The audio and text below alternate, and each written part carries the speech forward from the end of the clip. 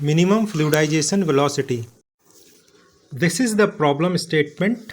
There is a packed bed. In that packed bed, there are solid particles having diameter 0.12 millimeter. The safe factor phi s is equal to 0.88. It is also called sphericity of the particles. The density of the particles is 1000 kg per meter cube, and this bed is to be fluidized with air, and the air is supplied at pressure 2 atmospheric and 25 degrees centigrade.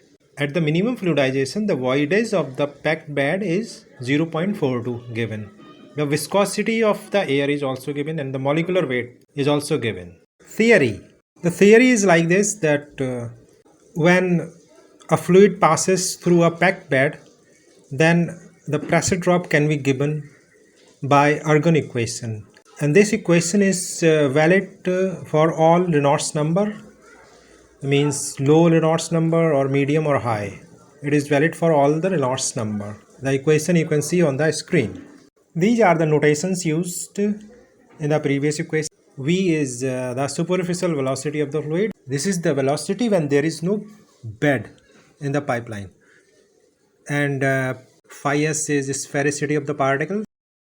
Epsilon is voidage of the packed bed, and delta P pressure drop across the bed. Delta L is the height or length of the bed. When we increase the velocity of the air that is passing through the static bed, a point comes when the bed starts to lift. This is called the condition of minimum fluidization. And at this state, these are the variables. Delta Lm is the height of the bed when it is at the point of fluidization, and epsilon m is the voidage of the bed at minimum fluidization.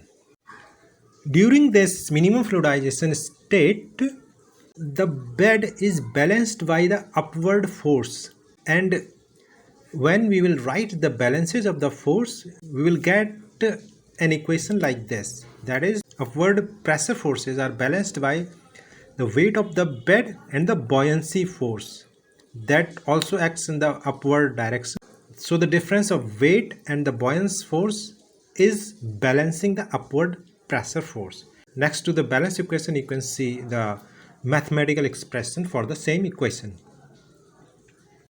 Now we apply the Argon equation in the previous balance equation, and you will get something like this, and then after some manipulations you will get the equation shown on the screen, and you can clearly see that it is a quadratic equation, and it is a quadratic equation in velocity, and Vm is the minimum fluidization velocity of the air.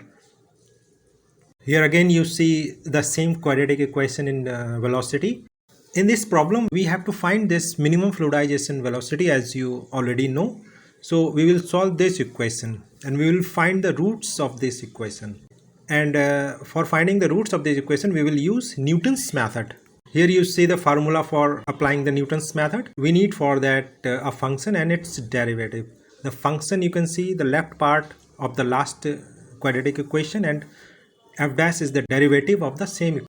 Then we will do iterations in the Newton's method, and we will put some value of the velocity and we will get the value of the new velocity, and then we will compare the old velocity and the new velocity, and when we see the difference is negligible, then we will take it as our minimum fluidization velocity. Now finally we come to the Scilab codes of this problem. Here you see all the constants that are used in our problem, and these constants were given to you in the problem itself.